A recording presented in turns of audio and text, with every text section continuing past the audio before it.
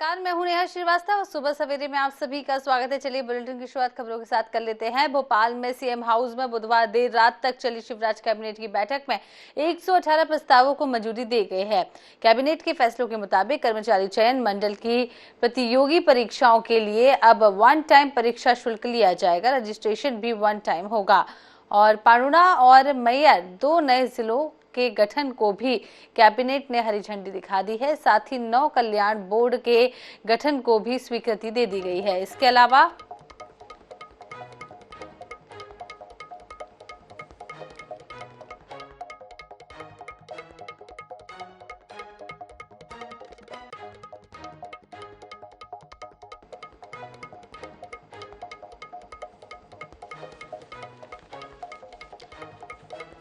तो आपको बता दें कि भोपाल में मुख्यमंत्री निवास में बुधवार देर रात तक शिवराज कैबिनेट की अहम बैठक चली, जिसमें 118 प्रस्तावों को मंजूरी दे दी गई है। कैबिनेट के फैसलों के मुताबिक कर्मचारी चयन मंडल की प्रतियोगी परीक्षाओं के लिए अब वन टाइम परीक्षा शुल्क लिया जाएगा और रजिस्ट्रेशन भी वन टाइम ही होगा। इसके अलावा पांडुना और मैयर 2 नए जिलों के रूप में अब गठित होंगे। नौ कल्याण बोर्ड के गठन को भी स्वीकृति दे दी गई है। इसके अलावा 6000 करोड़ की 18 सिंचाई परियोजनाओं को भी शिवराज सरकार ने मंजूरी दी है।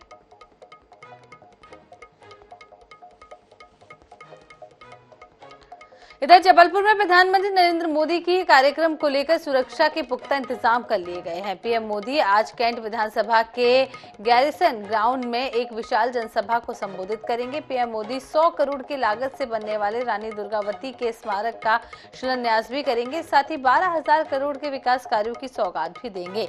पीएम की सुरक्षा में करीब 2500 पुलिसकर्मियों की ड्यूटी लगाई गई है। एसपीजी ने एयरपोर्ट और कार्यक्रम स्थल की सुरक्षा अपने जिम्मे ले ली है।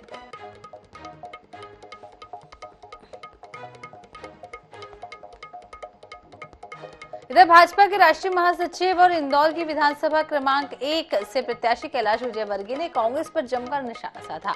लोगों को संबोधित करते हुए उन्होंने कहा है कि कांग्रेस को वोट देना यानी पाकिस्तान का समर्थन करना है। उन्होंने कहा है कि कांग्रेस के लोग सिर्फ वोट को राजनीति करते हैं, वहीं तुष्टीकरण के लिए विशेष वर्ग के लोगों का समर्थन भी करते हैं। हमारे साथ खड़े होकर राम का नाम लेने का नाटक करते हैं, लेकिन हम राम नाम बोलकर पैदा हुए, राम नाम बोलकर मरेंगे। हम नौटंकी वाले लोग नहीं हैं कि कभी जनेऊ पहन लिया तो कभी टोपी पहन ली।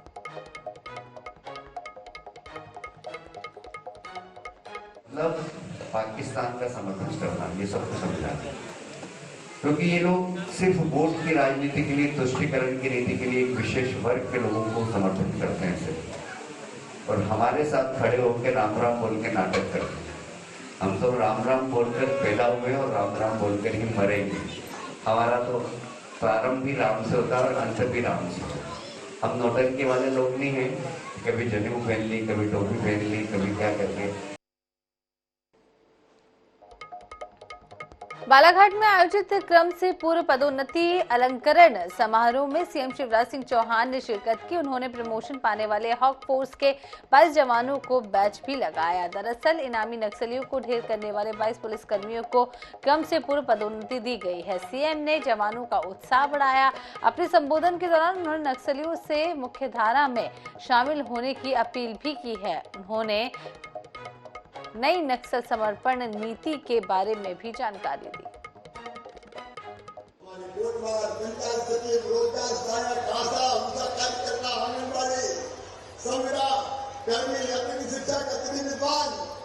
उनकी जिंदगी अगर बनाने का पुण्य मिला है तो शिवराज सिंह चौहान और भारतीय जनता पार्टी की सरकार को मिला। और अभी मेरे कुछ लोग मिले जिनमें कोविड के साथी भी है, जो बचे हुए वो भी चिंता ना करे, धीरे धीरे उनका भविष्य भी संवारूंगा, किसी की जिंदगी बर्बाद नहीं होने दूंगा, हम लोगों की जिंदगी बनाने वाले। और एक तरफ विकास के बाद दूसरी तरफ प्राणों से पहली जनता का कल्याण। मेरी लाडली बहनाओं, अभी मैं था बुरहानपुर में, वहां से 1250 रुपया डाल के आया हूं तुम्हारे खातों में, और अगले महीना चुनाव होगा तो भी चुपचाप कर लूंगा, चिंता मत करना, पैसा पहुंच जाएगा।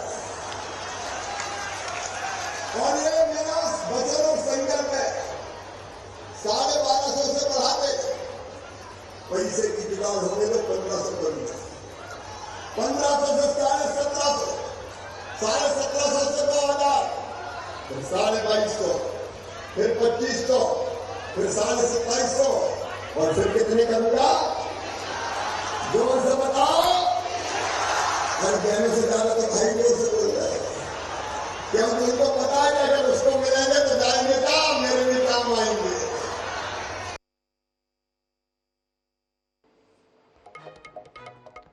जब भोपाल में बुधवार को मतदाता सूची का अंतिम प्रकाशन किया गया, इस मौके पर मुख्य निर्वाचन पदाधिकारी अनुपम राजन ने निर्वाचन सदन मान्यता प्राप्त राष्ट्रीय राजनीतिक दलों के पदाधिकारियों के साथ बैठक की है। इस मौके पर राजन ने राजनीतिक दलों के पदाधिकारियों को अंतिम मतदाता सूची की सीडी दी।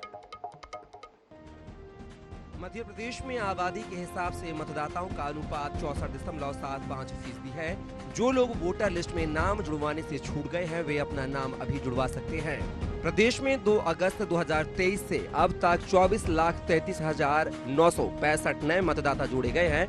वहीं 7,50,175 नाम हटाए गए हैं। इस हिसाब से कुल 16,83,790 मतदाता बढ़े हैं। 5,61,36,229 हमारे कुल मतदाता हैं, हर कैटेगरी को मिला देते हैं। तो इसमें जो हमारे 80 प्लस के मतदाता हैं उनकी संख्या 6,53,640 है। 100 प्लस के मतदाताओं की संख्या 5,124 है और इसमें भी पुरुष मतदाताओं की तुलना में महिला मतदाताओं की संख्या ज़्यादा है। यदि लगभग 1,500 पुरुष मतदाता हैं 100 प्लस के, तो 3,500 से अधिक हमारी महिला मतदाता हैं। मतदाता सूची के अंतिम प्रकाशन में 64,523 मतदान केंद्र हैं, जिसमें 5,60,60,925 कुल मतदाता। पुरुष मतदाता 2,88,25,607, महिला मतदाता 2,72,33,945, थर्ड जेंडर मतदाता 1,373, 80 से ज्यादा उम्र 6,53,640 मतदाता, फर्स्ट टाइम वोटर्स 22,36,564, 100 प्लस मतदाता 51,124, सर्विस वोटर 75,304।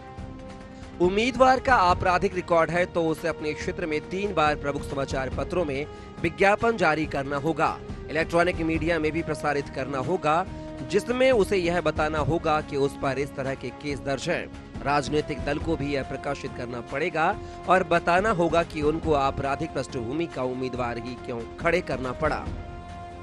नहीं, मतदान केंद्र हम लोगों ने 1500 से अधिक जहां मतदाता थे उसको ध्यान में रख के 184 नए मतदान केंद्र उसमें बनाए गए हैं। 2 किलोमीटर से जो अधिक दूरी वाले मतदान केंद्र थे उसमें 362 नए मतदान केंद्र बनाए गए हैं। अर्थात मतदाता को ज़्यादा नहीं चलना पड़ेगा, उसको 2 किलोमीटर से कम चलना पड़ेगा। तो मतदाता की सुविधा का विशेष ध्यान रखा गया। मध्य प्रदेश में 230 विधानसभा सीटें हैं। सामान्य 148, एसटी 47 और 35 सीट एससी के लिए रिजर्व हैं। मतदाता सूची का प्रकाशन होने के बाद अब कयास लगाए जा रहे हैं कि निर्वाचन आयोग कभी भी चुनावों का ऐलान कर सकती है। Bureau report, INS 24/7। इधर मध्य प्रदेश में अभी तो कांग्रेस के उम्मीदवारों की लिस्ट भी नहीं आई है, लेकिन यहां बड़े नेताओं के चुनाव लड़ने या नहीं लड़ने को लेकर चर्चाओं का बाजार गर्म है। अरुण यादव कह रहे हैं कि वो विधानसभा इलेक्शन नहीं लड़ेंगे। सवाल यही है कि आखिर क्यों? क्या उनके पास दूसरा प्लान है? देखिए इस रिपोर्ट में।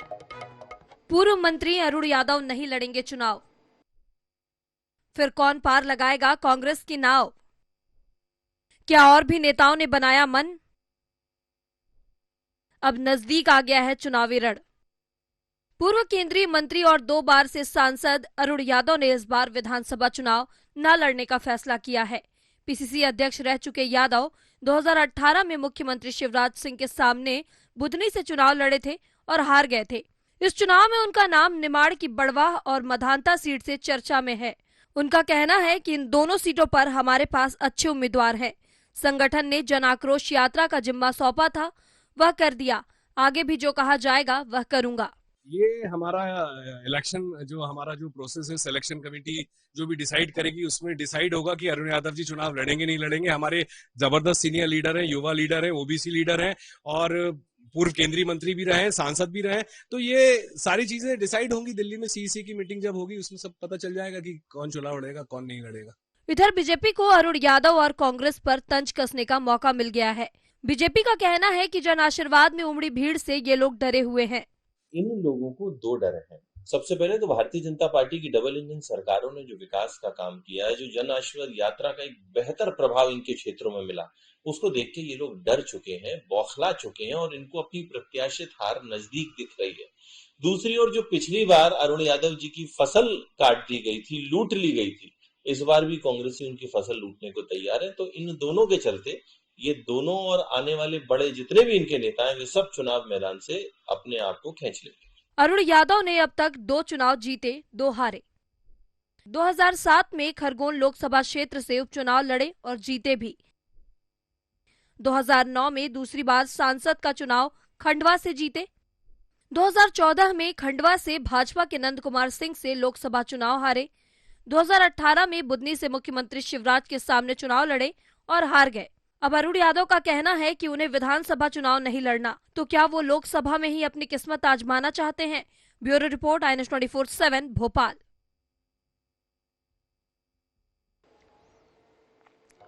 मध्य प्रदेश की चुनावी रण में इस बार कई दिग्गज चुनाव लड़ते हुए दिखाई देंगे। भाजपा ने जहां 3 केंद्रीय मंत्री, 1 महासचिव और 4 सांसदों को अब तक मैदान में उतार दिया है, तो वहीं कांग्रेस में असमंजस का दौर लगातार जारी है।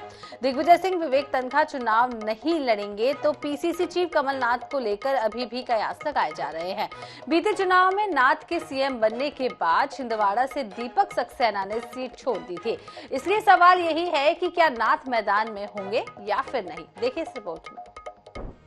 कांग्रेस के कैप्टन भी मैदान में। छिंदवाड़ा के घमासान में पार्टी ने अभी नहीं किया कंफर्म, बाहर चर्चा का बाजार गर्म। मध्य प्रदेश कांग्रेस के अध्यक्ष और पूर्व मुख्यमंत्री कमलनाथ छिंदवाड़ा से विधानसभा चुनाव लड़ेंगे। वहीं पूर्व सीएम दिग्विजय सिंह और विवेक तन्खा को चुनाव नहीं लड़ाया जाएगा। दिल्ली में मंगलवार को कांग्रेस की स्क्रीनिंग कमेटी की बैठक में ये फैसला लिया गया। इस बैठक में विधानसभा चुनाव के उम्मीदवारों की पहली सूची के नामों पर मंथन किया गया।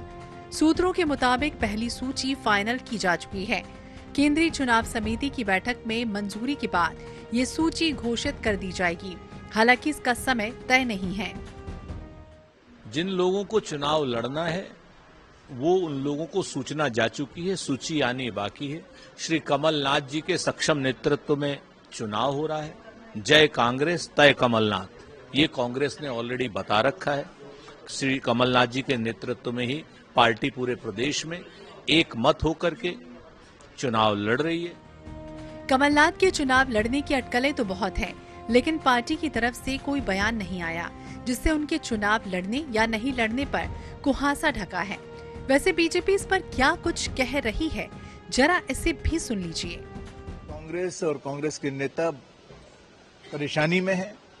मध्य प्रदेश में शिवराज सिंह जी की सरकार ने, मध्य प्रदेश के संगठन ने जिस मजबूती के साथ अपने आप को खड़ा किया है, तो कांग्रेस का न संगठन है और उनकी सरकार के जो कारनामे वो सबके सामने, तो चुनाव लड़ना कांग्रेस के लिए इस बार मुझे लगता है दुश्वारी का काम है। वैसे कुछ दिनों में प्रदेश में आचार संहिता भी लागू होनी है। चुनाव की तारीखों का ऐलान भी हो जाएगा और इस लिहाज से टिकट को लेकर कांग्रेस बीजेपी से पीछे है। बीजेपी 3 सूची जारी कर चुकी है। दूसरी सूची में पार्टी ने 3 केंद्रीय मंत्री, 1 राष्ट्रीय महासचिव और 4 सांसदों को मैदान में उतारा। ऐसे में कांग्रेस के बड़े नेताओं को लेकर सहज ही मन में सवाल तो उठता ही है कि क्या ये भी मैदान में होंगे। कमलनाथ को लेकर भी ऐसा ही है, लेकिन पार्टी इस पर कुछ बोल नहीं रही। Bureau report, INS 24/7। इधर कांग्रेस के सियासी हमलों के बीच सीएम शिवराज सिंह चौहान ने अपने बयानों से रोज नए कयासों को जन्म दे दिया है। सीएम सवाल पूछ रहे हैं कि मैं चुनाव लड़ूं या ना लड़ूं। इससे पहले उन्होंने कहा था कि मैं चला जाऊंगा तो बहुत याद आऊंगा। आखिर इन बयानों से क्या है अनुमान, देखिए इस रिपोर्ट में। शिवराज का नया अंदाज, जनता से पूछ रहे मिजाज, मामा को कितना चाहते लोग, यही तो ले रहे टोह। मुख्यमंत्री शिवराज सिंह चौहान मंगलवार को अपने गृह जिले सीहोर के पातालेश्वर मंदिर के जीर्णोद्धार के लिए भूमि पूजन करने पहुंचे। यहां जनसभा में वो भावुक हो गए। उन्होंने सभा में मौजूद लोगों से पहले तो पूछा कि चुनाव लड़ूं कि नहीं लड़ूं।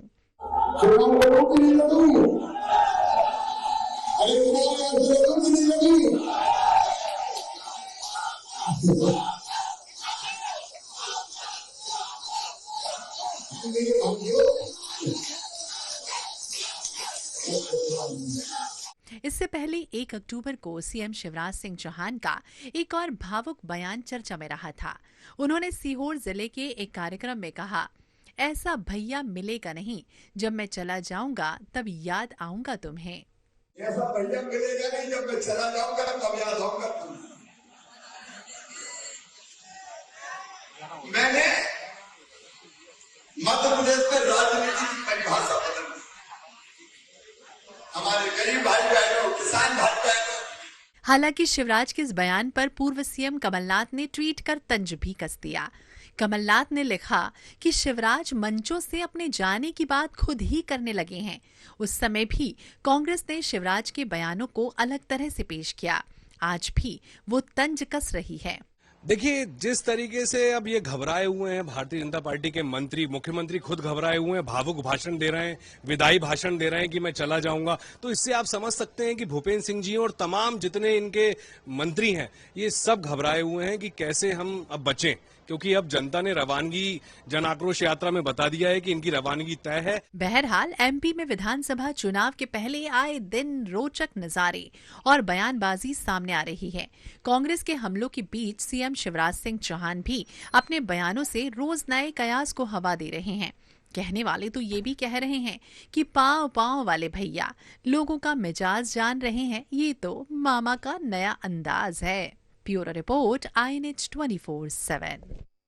यहाँ रुकते एक छोटे से ब्रेक के लिए और ब्रेक के बाद जल्द लौटेंगे।